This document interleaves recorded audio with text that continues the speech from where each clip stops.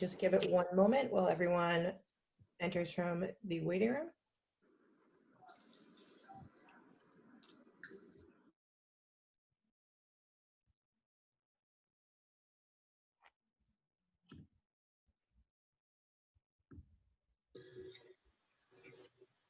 Good morning. Thank you for joining us. As a reminder, unless you are asking a question or presenting in some way, please mute yourselves.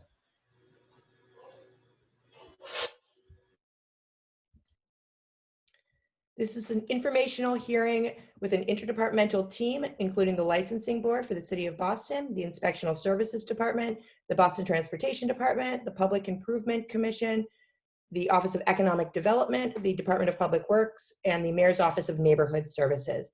This hearing is regarding the extension of outdoor dining and the use of approved heaters by licensees. This hearing is being recorded and will be posted to the city's website. We appreciate everyone taking the time to join us. I want to introduce Chairwoman of the Licensing Board, Kathleen Joyce, Commissioner of the Licensing Board, Kiana Saxon, Chief Joe McMahon, Chief of Operations for the Boston Fire Department, Deputy Chief Tully, Lieutenant Dwayne Day, Janelle Finnerty, Christina Greblin, Inspectional Services Assistant Commissioner Dan Manning, Natalia Urtubey with the Office of Economic Development, Abby Alamu from the Public Improvement Commission, and Rebecca Fu from the licensing team. We appreciate everyone taking the time to come on today. I apologize if I missed anyone. I'm going to go over some of the points from the advisory that went out regarding outdoor dining and heaters, and then we're going to open it up for questions and answers from all of our licensees. So as you all know, the mayor announced yesterday that he is extending the outdoor dining program past October 31st, 2020. If your outdoor dining is on private property, including those that do not extend onto public sidewalks and parking lanes, that outdoor dining has been extended indefinitely for the duration of the ongoing COVID-19 related public health emergency. If you have been previously approved for an extension on private property, you may continue to do that indefinitely until the board or the city issues further guidance. If you are utilizing the outdoor dining program on non-contiguous spaces, meaning it's not immediately adjacent to your licensed premise and you're utilizing the special one-day program, you may continue to operate pursuant to all of these requirements until further notice. If you are using the temporary outdoor dining program on public sidewalks and parking lanes, you may continue to use those outdoor dining spaces until December 1st, weather permitting, and until further guidance from the board. This will also be reevaluated on December 1st. Obviously, with public sidewalks and streets, there are additional concerns regarding snow and snow clearance, so we'll be keeping in close contact with you. Tents and pop-up canopies will continue to be prohibited on public property, including sidewalks, parking lanes, and city parks. There will be no exceptions made to that requirement. Any licensee utilizing private property who wishes to apply for a tent must obtain approval from the Inspectional Services Department. If you are seeking to utilize propane heaters, you must apply through the Boston Fire Department and its online application portal. The city is waiving the $150 fee to apply and have an inspection conducted for these outdoor propane heaters. However, the city is not waiving in any way any of the public safety requirements associated with these. Any licensee found to be using a propane heater without the written approval of the Boston Fire Department may be subject to disciplinary action, including but not limited to the revocation of your temporary extension and potential action against your annual license. We are joined today by numerous members of the Boston Fire Department, as well as various city departments, as I noted. We appreciate everyone's attendance, and we know that the vast majority of our licensees have been very, very compliant and learning. We're all learning as we go, and you've all been doing the right thing. We know that the outdoor dining has been a lifeline to many of our licensees, and the mayor, the board, and all of these city departments are committed to helping you in any way we can. So with that, I'm going to open it up to questions and answers. If you would like to ask a question, all right, Damien DePaola, I apologize. Paola, close enough. All right, Can go you hear ahead, me? Davian. Okay, so I've been doing my research and my homework, and I've made some phone calls. I know you guys are very, very staunch about tents, but let me just put my 2 cents in, not to take up a lot of time, and then if somebody else wants to discuss it after. It's great that you're extending, or the mayor extended for a month. That's great news. The problem is, it is going to get cold, and even if it's in like the 60s, it's a little chilly. And if there is no enclosure, a fireproof tent like they use at events, it's going to be a big waste of time and a waste of everyone's money, because you can't heat anything up with these propane tanks. I've tested some. I've spoken to people who have them. And when they do enclose them for events, they have the tent, and then for like the amount of room that I need, they would get 2 propane or oil heaters, which they're really highly recommending oil heaters as well, and I'll explain why.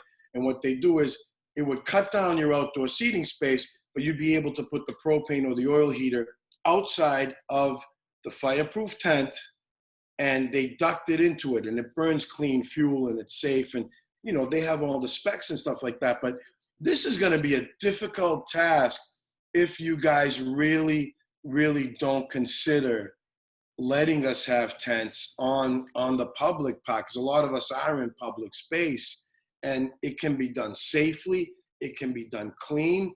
Oil heaters, I've been told, and I'm speaking to people who sell the oil heaters, who rent them out for weddings and events that they have in tents.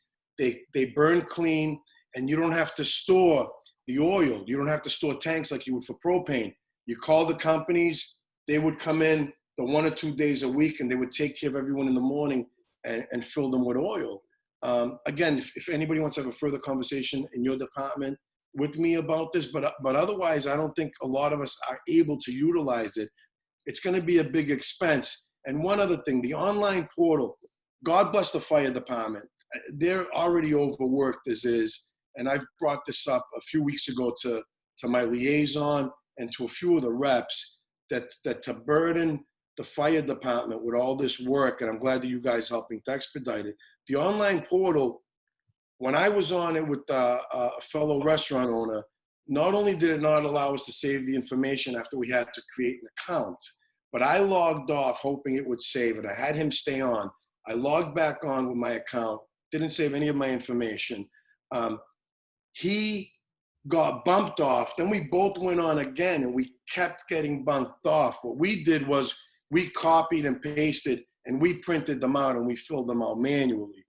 It is, and again, it is a big burden on the fire department. I know that you guys are trying to accommodate us and help us, but honestly, in Italy, in France, all parts of Europe, even in New York City, actually, you do see these outdoor spaces that are tented in. And mind you, it's going to be a big expense, because, they're insulated, they're sturdy, they go right into the ground, they won't be blown off, like we were worried about before. So all I'm asking is that you guys please consider this, and I am open to discuss this with anybody, give whatever insight I have. I'm sure the fire department knows better than me anyway, but that's all.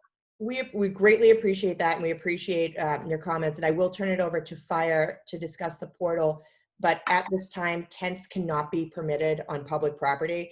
The temporary extension program very clearly stated that from the beginning, and we understand the challenge. But even in the north end, we understand that tents are allowed for the feast, but for things like the feast, the street is shut down, and it's for a limited duration. So on that part, right, I spoke to a few people that work in the fire department, and they told me that the speed bumps do not affect the way the fire trucks will go down Hanover Street. And I've been asking for speed bumps for 2 months now. It would stop all the crazies from driving down the street fast, the motorcycles, the cars that rev up and zoom, couple of speed bumps. That's it. Sorry. No worries. That's what we're here for. We could certainly pass that on. But in terms of the tents on either the street or the sidewalk, among other concerns, it is a sightline concern. And we have already gotten reports of both the fire department having issues with the tents that are located on public property. So, or, I'm sorry, the umbrellas that are located on public property, as well as drivers struggling to actually see where they're going. So it is a public safety issue at the end of the day. So at this point, tents are not going to be permitted, but we will continue to be committed to working with you and continuing that discussion. So we appreciate that. Can I just touch in on the speed bumps, down, especially in the north end? Sir, speed bumps would absolutely, slow down our response time. It's tough getting around the north end anyhow because it's such an old part of the city with parking. You can barely fit a fire truck up a lot of these side streets. So when it comes to fire, time is of the essence. Even 10, 20 seconds could cost somebody their life. So, I mean, I would be, I'd be against speed bumps on Hanover Street. I understand your concerns with people speeding, but it's a congested area. So on the speed bumps, we rely on response time to help you, your neighbor, and anybody else for anything, a medical emergency, fire. So I just wanted to chime in on that point. Absolutely. Thank you. Thank you, Deputy Chief. And I'm going to ask Janelle Finnerty and Christina Greblin to weigh in on any concerns with the portal.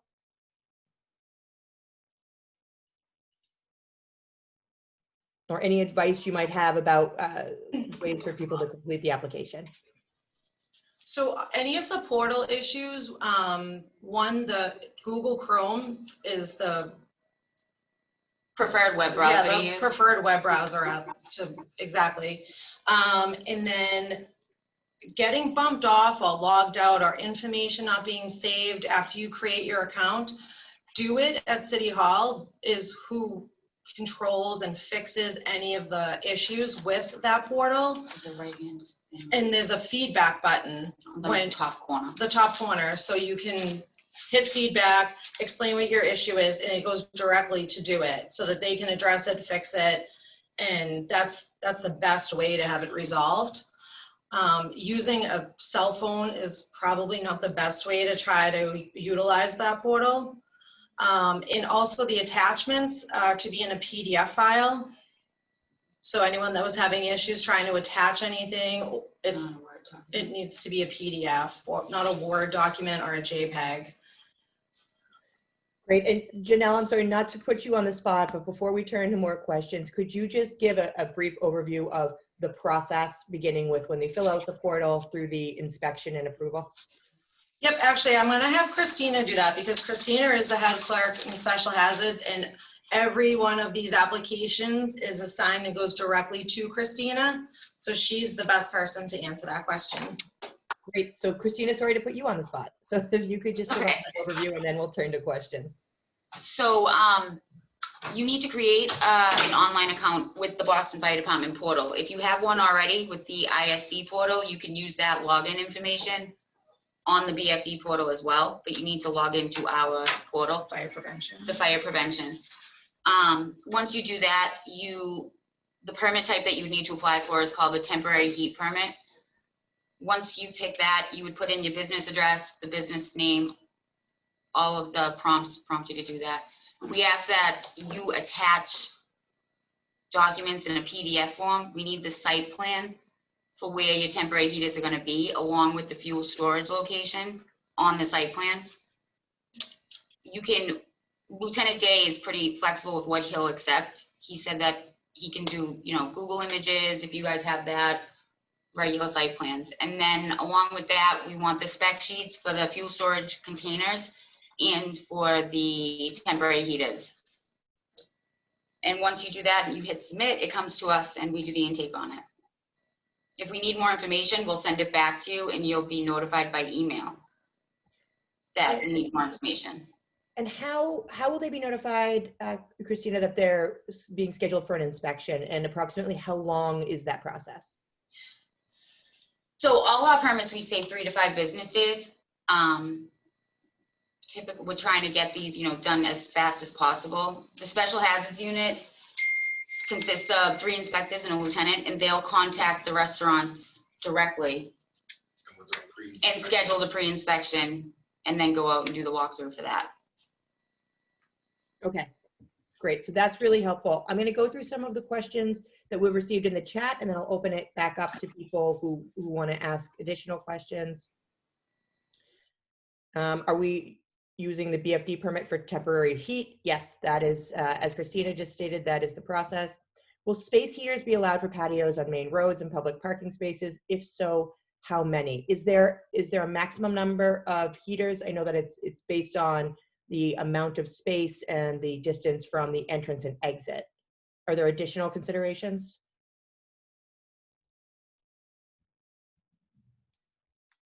Lieutenant Dave, you want to take that question? I know, yeah, it would depend on the frontage of the the occupancy. They have available.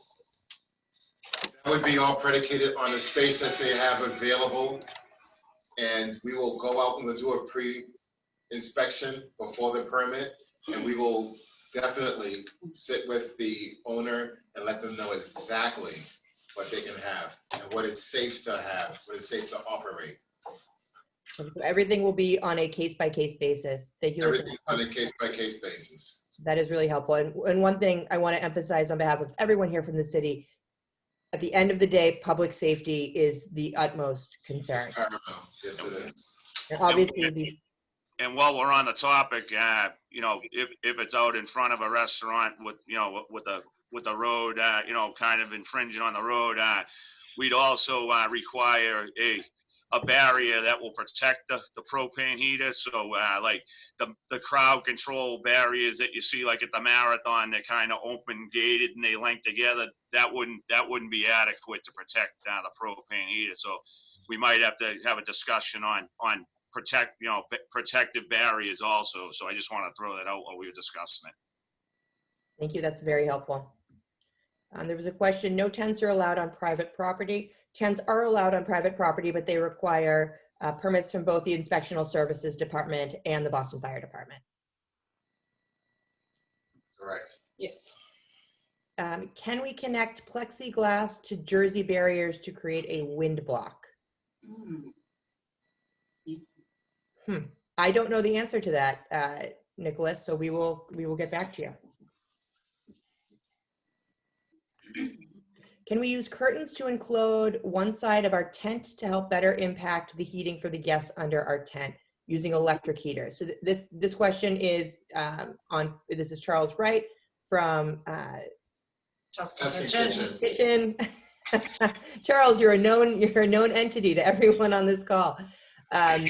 This is on private property, so using electric heaters with tents. Janelle can or Deputy Chief, can you give a little information on that? Keep me off. Anybody?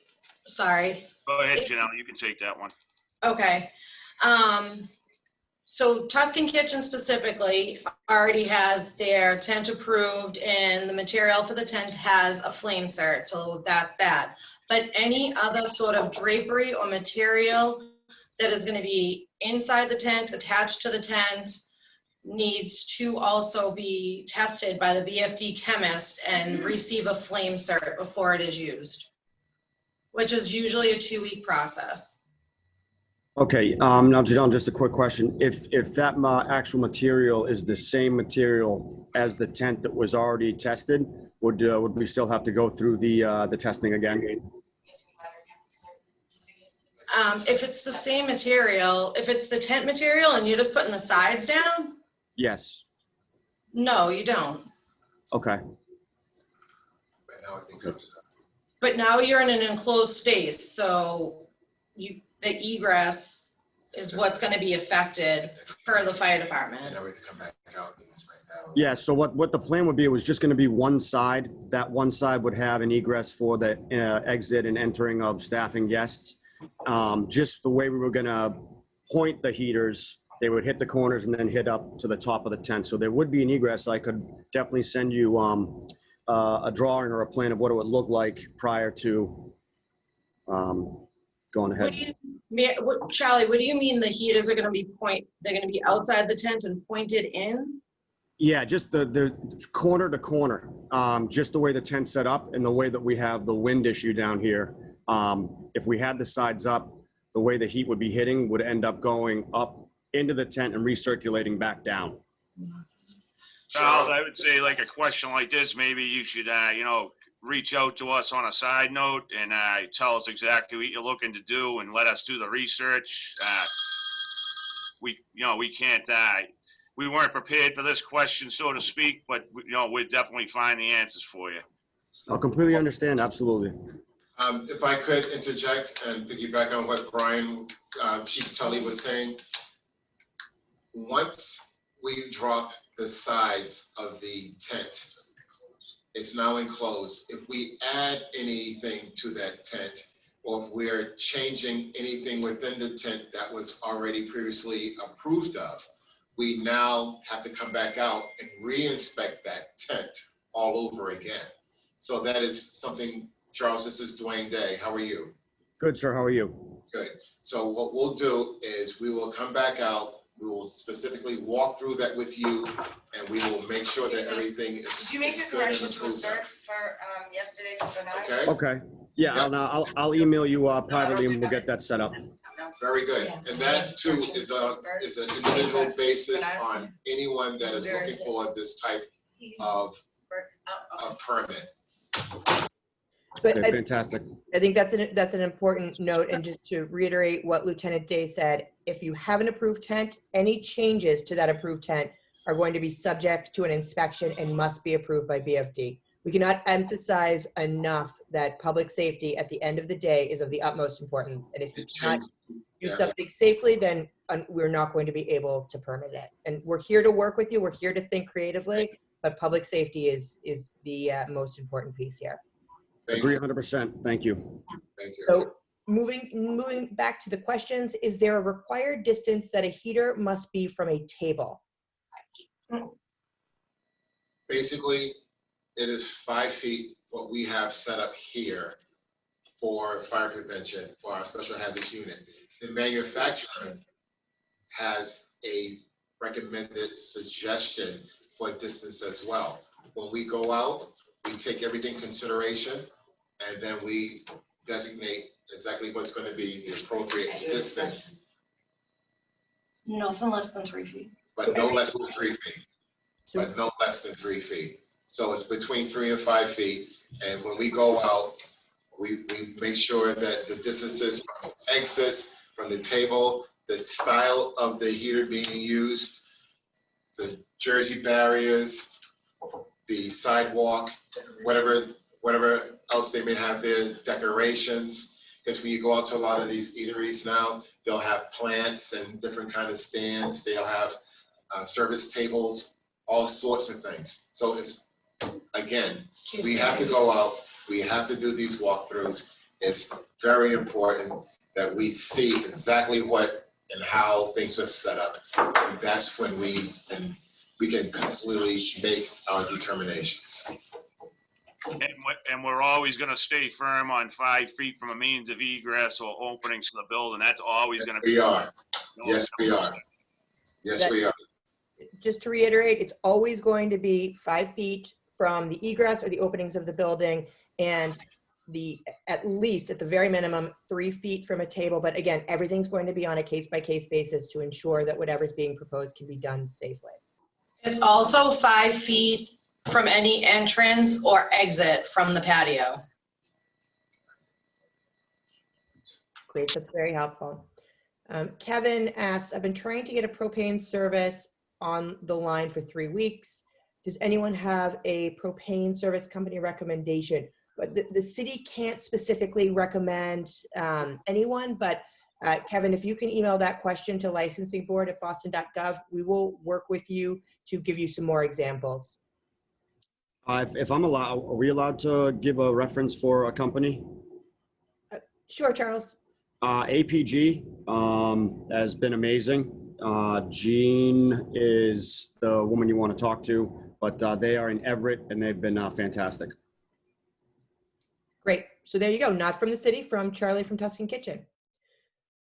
Does Tuscan Kitchen have a patio on private or public? Theirs is on private.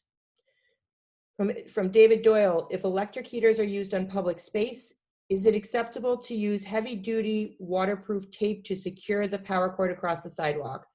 No, there are no exceptions at this time to cords running over the public way. And I know Todd Liming from PIC, I believe, has also joined us. And sorry, Todd, I didn't mean not to mention you sooner, but there are no exceptions right now for electric heaters. If not, how is it possible to provide power to these heaters? In some instances, if you can't potentially run the wires overhead, it may be that, unfortunately, electric heaters are not a feasible option. But again, we're open to creative suggestions, so please feel free to run it by us. Can I just ask a quick question? Sure, David. Just to clarify that. So if we, because that would be relatively easy for us to do, to pass that cord overhead. I just, I wasn't sure whether that was, you know, a workaround for that problem for electric heaters. I think we would have to look at it on a case-by-case basis. So if you can email that to licensing board, and we'll connect with PIC and fire and see if that's a feasible option. Okay, great. And one quick question about, I've already been in touch with our building inspector about inspecting our tent when that arrives and when that is erected. Do we need to use the fire department portal for review of our tent as well, or is that a separate process? The tent is a separate process, and I think Becca Fu on our team can put that in the chat so that you have the link to the approval process. Okay. For that. Thank It's you. actually an application. An application on approval. So I unmute. do we, and if everybody could mute yourself if you're not currently asking a question or answering a question. And David, you also asked, do we need to use the fire department portal to apply for permission? Oh, sorry, you just asked that. From Ashley, is it acceptable to cover and lock heaters individually with the propane tanks, or is it required to have the propane stored in a separate cage? The propane cannot be left in the heaters when not in operation, so it is required that you have the appropriate storage. I have a question. Yes, go ahead. How are you? Good morning. Question for you. So just make sure I got this all right. If we do use propane, they have to be 5 feet away from each propane heater. Also, we need a holder to hold the propane tanks separate outside, right? Am I good so far? Yeah, and it can't be stored on public land. You can't store the propane on a public way. You could store it on a private property if you go through the fire department, and you know, with the diagram showing where you're gonna, and we'll do a pre-inspection and we'll get you approved that way. But at the end of business each day, you'll remove the propane cylinders from the heater, and you'll either store it on private property or you'll take it off the site. And we've done some research. You're allowed to transport 4 20-pound cylinders in your own private vehicle. No more, no less. You could, you know, obviously you could transport 1, but 4 is the maximum amount that you could bring home to your private property to store it overnight. I hope that helps. Yeah. Can we use that electrical heaters if I hook it up to my restaurant? As long as the cords are not going over the sidewalk or the street. Thank you. So we have another question. Ashley asked, do we have to have the cage in place prior to inspection?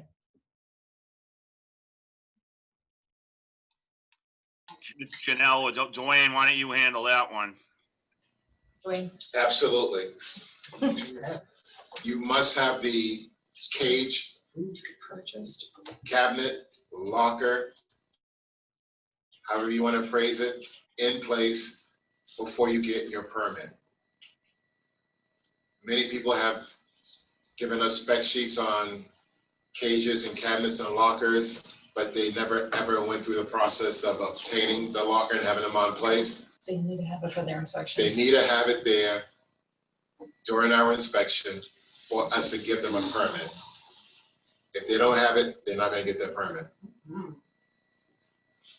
Right, so you need to have the approved or the potentially approved storage on site in order to have your inspection approved. There, Damien has asked, are oil heaters permitted? What kind of oil is, Specify what, what kind of yeah, oil. what kind, specify what kind of oil and what kind of heater is being used. Oh, I can't, I didn't know that it got more specific than that, but I definitely will find out. But it's just oil. I didn't realize there were different kinds, but I can, Are you referencing like a heater that would be made kind of on a construction site that's fueled with diesel and blows hot air? no, it's not diesel, it's oil. And it does blow air, it blows Kerosene? steam air, from what I understand. What type of oil? Can you unmute Is it? it test this kerosene? Damien, I why think don't, kerosene, temperate, are you talking about the kerosene instead of diesel? Yes. Okay. No. What they won't allow is. I mean, because from what I'm understanding, and I can get more information, but the oil heaters burn for 40 hours and there's no tank to store. The company comes and they refill them once or twice a week as needed. Damien, the tank is below the heater, so there is storage involved with that. I mean, it's running on something, so it is storing 40 hours worth of fuel, whether it's It is. fuel, Yeah. oil, diesel, kerosene. So we're gonna have to do some research into that. All right. Well, thank you for considering it. so Damien, why don't you send an email to licensingboard@boston.gov and we will loop you in with the team from Fire here so you can continue that discussion. All right. I'll send you like whatever information I have as well. All right. Chief Tully, earlier I heard Damien explaining that the heater he was talking about, and it sounded like it was a ducted type heater that was designed for a tent. I don't know if maybe Damien can explain it a little better. Yeah, so in particular, it would be ducted for a tent, but in a situation where it's not a tent, I still think that they can be used outside like a propane, because I was asking the guy from the manufacturer that same question. And he said it would give off an equal amount of heat. I mean, these things, let's be realistic here. If we're on public property, these heaters are pretty much just aesthetic. They're not going to heat anything without any coverage. And all the respect in the world to you guys. If there's tents and everything, I understand it affects your sight lines. And, you know, public safety does come first, so we're going to have to figure it out. But being realistic, those of us that are on sidewalks and in parking spaces, we're not going to be heating anything with these tanks. And those of you that are considering electric, you need generators because your building is not going to have enough electricity on a plug to heat up electrically outside. You're going to need generators, and that's a whole different situation. But yeah, I mean, it is what it is, right? Yeah, Damien, to accurately answer your question, we need more information. So if you could do what Leslie asked, you know, forward any information to the licensing board and they can pass it on to us. And then we can do our review here and, you know, look deeply into what you're proposing and, you know, come back with an answer for you. Much appreciated, guys. Thank you. Thank you. So that's all the questions in the chat. Are there any other questions from attendees?